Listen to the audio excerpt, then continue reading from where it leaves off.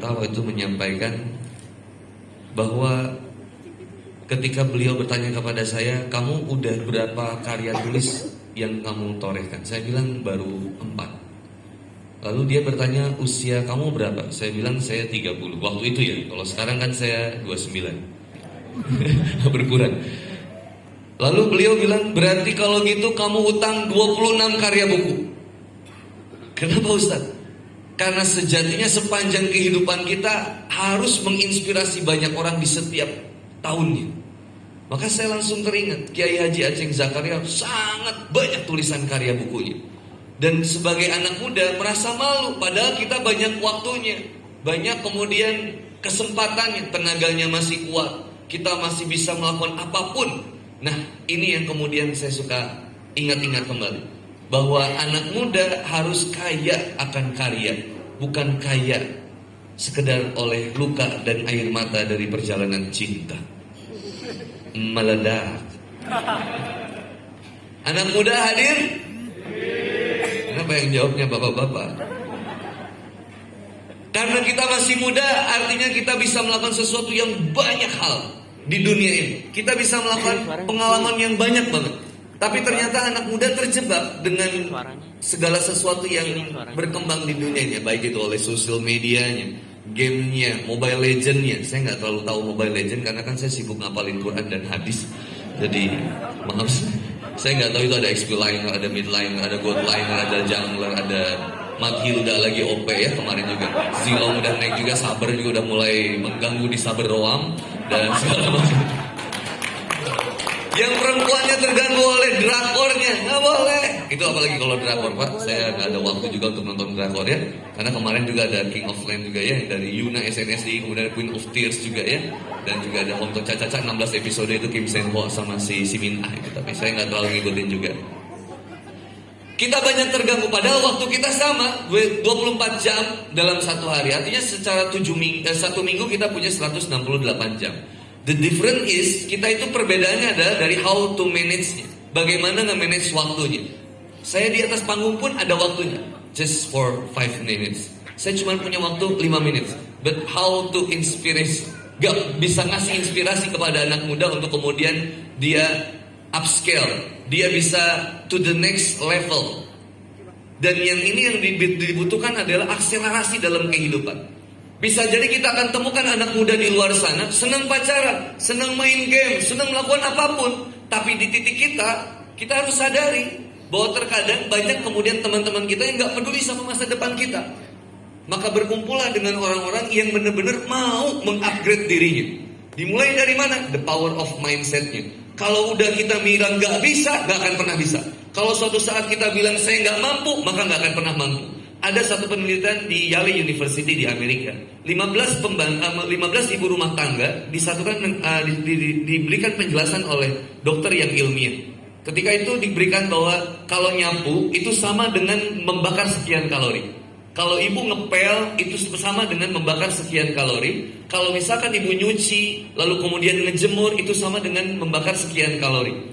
Dijelaskan semua pekerjaan rumah tangga, ke pasarnya, memasaknya, semuanya dikasih tahu, ngurus anaknya, gendong anaknya, membakar sekian kalori.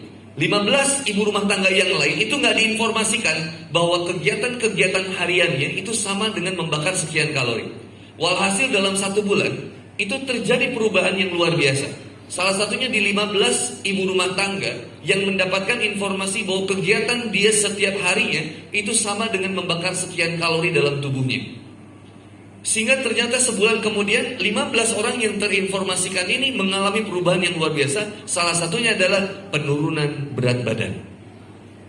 Yang kedua, tingkat stresnya itu turun karena dia merasa lebih happy dalam menjalankannya. Sedangkan 15 orang tua yang lain, ibu rumah tangga yang lain yang tidak diinformasikan tentang itu, dia tetap ada di fase stresnya dengan setiap kesibukan di rumah tangganya dan berat badannya cenderung naik. Saya sedang tidak membicarakan berat badan, takutnya menyinggung. Tapi saya sedang membicarakan the power of mindset-nya. Ada informasi yang kita dapetin, kalau seandainya sekolah itu menyiksa, kalau sekolah itu tidak membahagiakan. Misalkan saya tanya sama teman-teman siswa Manbau udah kelas 12 selama ini, itu sekolah itu enak sekolah atau enak libur? Jawab dengan jujur. Enak sekolah atau libur? Enak ada guru atau nggak ada guru? Enak ada tugas atau nggak ada tugas? Jadi pengen sekolah atau enggak? Kita buang-buang uang Pak ternyata selama ini. Kalau udah power mindsetnya udah kayak gitu, susah kita menikmati pembelajaran pendidikan selama dimanapun kita berada. Even itu sekolah yang terbaik sekalipun, kalau misalkan mindsetnya udah nggak mau belajar, nggak akan bisa maju. Begitu juga ketika naik nanti teman-teman ke university. Ketika teman-teman belajar di university, saya ingat waktu saya di UNPA di Jatinangor. Biar kesannya luar negeri gitu. Ketika saya di Unpad Jatinangor, saya bilang, mohon maaf, Bu dosen, kalau ini cuman textbook, saya lebih baik saya keluar dari kelas ini. Karena saya butuh sesuatu yang lain. Saya butuh sesuatu yang lain dan kami butuh tugas. Jadi kami butuh tugas untuk kami upgrade dan kami berkembang. Dan kami butuh penjelasan yang gak cuma dari textbook. Kalau cuma dari textbook, saya bisa beli bukunya. Akhirnya dari situ, saya dikeluarkan dari kelas dan nilai saya E. Artinya saya harus mengulang dan saya harus diam. Tapi di sini saya dapetin kesimpulan bahwa ternyata kita ini kadang ketika kita misalkan di satu kelas, itu ada yang bilang, kalau gurunya gak ada, komplain ke TU, tolong ganti, cari guru pengganti, kami ingin belajar. Sepertinya siswa itu akan menjadi musuh bersama di satu kelas. The power of mindset kita bahwa kamu itu bisa sukses, bahwa Allah itu menjadikan ada satu orang biasa dalam satu keluarga yang bisa mengangkat derajat keluarga. Tapi kalau kita udah ada mental block, Ustaz, keluarga saya ternyata biasa saja ekonominya, nggak ada toh yang jurusan dokter di keluarga saya, Ustaz. Saya ini begini, saya ini begini. Mental block ini akan menjadikan kita nggak pernah bisa maju. Isma sita fa innaka mayyitun. Silakan kalian melakukan apapun di dunia ini, tapi ingat kalian akan mati. Maka pilihannya do the best dalam kehidupan kita.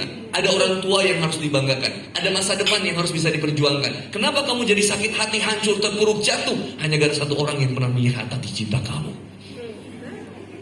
Makanya kalau belum mau nikah, santai, jangan pacaran. Ustaz gak ngerti seberapa pentingnya dia buat aku, Ustaz. Aku gak bisa hidup tanpa dia. Saya sudah menemukan lebih dari 13.586 pemuda yang mengatakan itu dan hari ini dia masih hidup.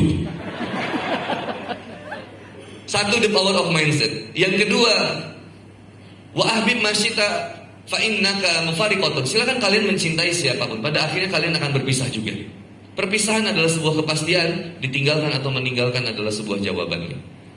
Tapi bagaimana kita mengartikan dalam perpisahan kita memberi sesuatu kebermanfaatan dan hal yang berkesan selamanya. Bukankah kita akan sangat merugi ketika kita ditinggalkan oleh seseorang, tapi kita belum do the best sama dia atau mengungkapkan perasaan cinta yang terbaik pada dia?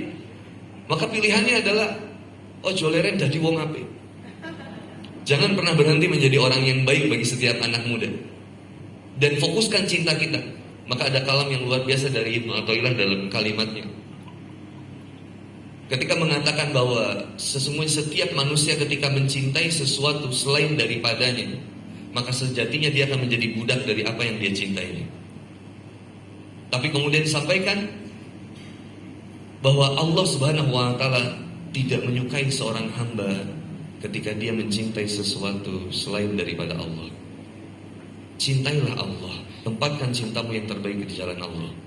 Hari ini pilihan kita buat ibadah. Tujuan ibadah ibtigo mandodo, pengen dapetin ridhonya Allah. Maka teman-teman yang dirahmati oleh Allah Subhanahu wa Ta'ala, terkadang teman-teman malas dinasihatin sama orang tua, malas ada di rumah. Tapi ingat, setiap hentakan dari orang tua hari ini, nasihatin orang tua kita hari ini, itu akan berarti di masa depan kita. Maka teman-teman yang dirahmati oleh Allah Subhanahu wa Ta'ala, the power of mindset kita, positive minds, positive lives, positive vibes. Stop dengerin lagu-lagu yang galau. Jangan dengerin lagu galau. Bikin mental kita drop. Zaman dulu penjajahan, gak ada lagu galau. Lagunya 17 Agustus. Maju tak gentar, padamu negeri. Kalaupun ada yang mellow, itu ada lagu buatan Habib Mutahar dari Semarang, membuat lagu judulnya Syukur. Dari yakin teguh, segalau-galaunya pun tetap cinta nasionalisme. tetap cinta tanah air. Tapi sekarang kalau penjajah Belanda ada, Pak, kata komandannya, tembak, kata jenderalnya, nggak usah ditembak. Kenapa? Anak muda itu biarkan terbunuh dengan perasaannya. Mati dia sendiri. Maka dari sekarang the power of mindset positif, harus semuanya positif. Saya bisa, saya mampu, saya pasti bisa, saya yakin sukses, gitu aja. Dan setiap yang pengen dilihatnya, sesuatu yang bikin kita kemudian justru jadi tertrigger semakin semangat. Buka kalau di YouTube, lihat TED Talks, lihat sesuatu yang bikin kita makin cerdas. Read some books, baca buku. Ustaz Fahmi, itu guru saya, kakak saya, abang saya, om saya. Om saya. Beliau senang baca buku, pengetahuannya luas, sahabatnya banyak. Maka teman-teman yang dirahmati Allah Subhanahu wa taala, pertama saya titip buat anak muda, berkembanglah dengan semua hal-hal yang positif. Yang kedua, tempatkanlah cinta sebaik-baiknya cinta. Yang ketiga, waktu kita terbatas, maka manfaatkan waktu ini sebaik-baiknya juga. Silakan kalau mau ngomong hobi apapun, melakukan apapun boleh di dunia ini, tapi yang paling terpenting jangan lupakan bahwa tujuanmu adalah membahagiakan Allah dan Rasulnya. Wallahu a'lam bishawab. Assalamualaikum warahmatullahi wabarakatuh.